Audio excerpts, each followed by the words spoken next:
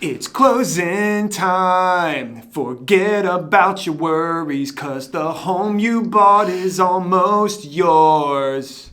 What?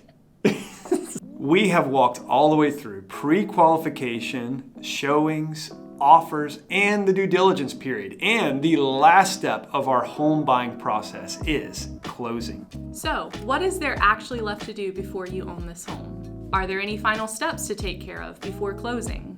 How can you be fully prepared to make sure closing goes smoothly without any hiccups? That's what this final episode is about in our guide to home buying in North Carolina.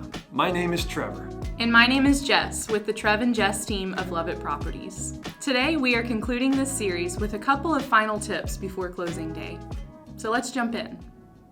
You are so close to the finish line, but here are a couple of tips that help you avoid dropping any balls. Tip number 1 is make sure everything is squared away with your lending. If you have everything squared away with your appraisal prior to leaving the due diligence period, then these final days of the contract are where you're going to get everything squared away with your lending. You will be getting all of your loan documents, employment checks, and any contingencies that need to be removed prior to approving the loan completed so that you can get your final loan disclosure.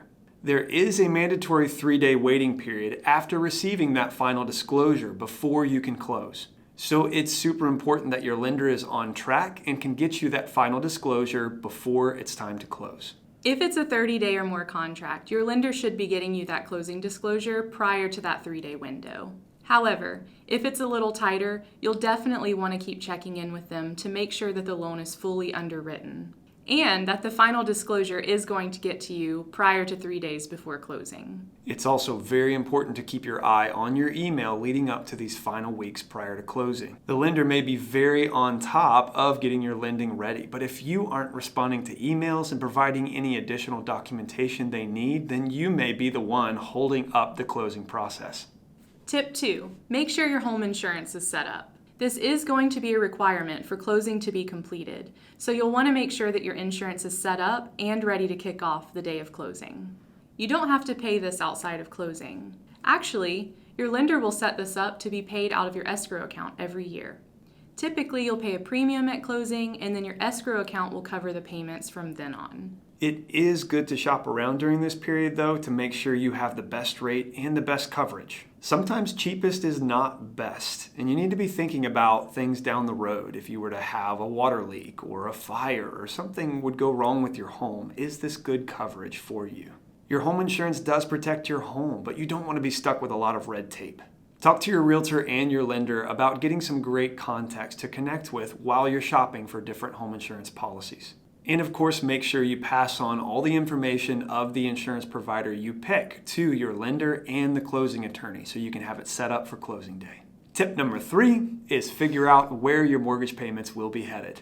This isn't something that you necessarily have to figure out prior to closing, but it is something that you want to get a jump on so that you aren't freaking out a few months after closing. Remember, your mortgage payments won't kick off immediately. Part of your closing costs are paying for that month's interest in which you closed. Then you'll have a whole month with no payments before making your first complete mortgage payment on the first of the following month.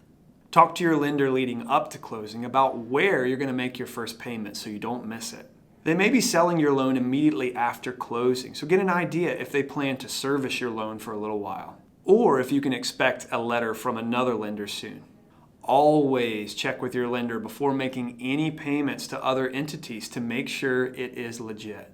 Tip number 4, set up your utilities. If you're doing new construction, typically you have a little more liberty with getting these set up, typically the day of or the day after closing.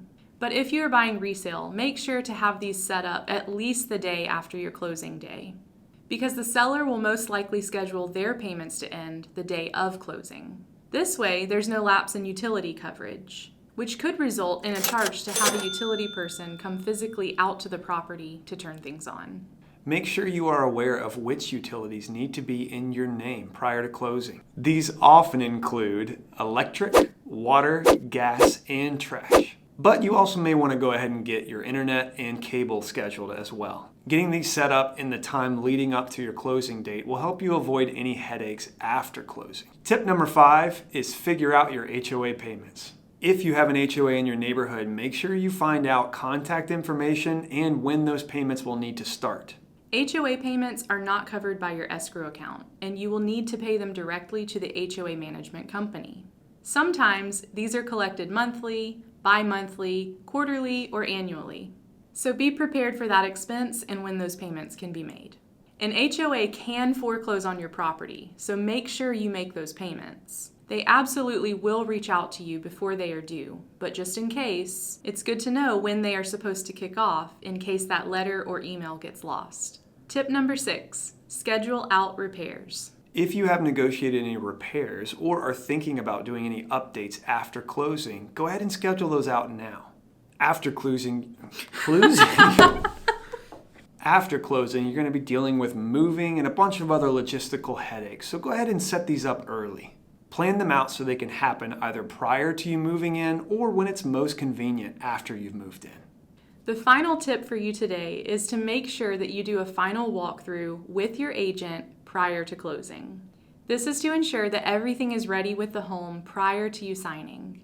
This is your last chance to see if anything has changed since the last time you were there. If there were agreed upon repairs, this is your final opportunity to make sure that things were fixed as promised. This is true both of resale and new construction. If you go to closing without this final chance to review the home, then you may be assuming responsibility for active issues or repairs that were never made. Moving can be very stressful, and I know you may be tempted to procrastinate some of what we've already mentioned. Hello, it's Trevor Burris. But our advice is to get all of this done before the chaos kicks off so you can move into your new home and celebrate this awesome purchase. Trust us, you'll be glad you took our advice and knocked all of this out ahead of time. Once all of this is done, you can head to the closing appointment confidently. You will most likely be closing at an attorney's office, and the attorney will walk you through all of the documents and answer any questions you have. You'll be re-signing a lot of documents you've already signed with the lender before, but this time doing it in person, as well as some new disclosures and documentation for passing on the title into your name. This is your attorney, so feel free to get the most bang for your buck by asking them questions about anything that isn't clear. Once you've signed on all the lines, your attorney will submit all of this for lender approval and for recording. In North Carolina, once it's recorded, it's legally yours. So look for an email or a phone call from your attorney telling you that all is officially recorded. Then you can have the keys and you can actually go and move in. Woo-hoo! Well, that was quite a journey going through the entire process of home buying in North Carolina. If you missed any of the previous steps, go back and check out our other episodes in our Guide to Home Buying in North Carolina.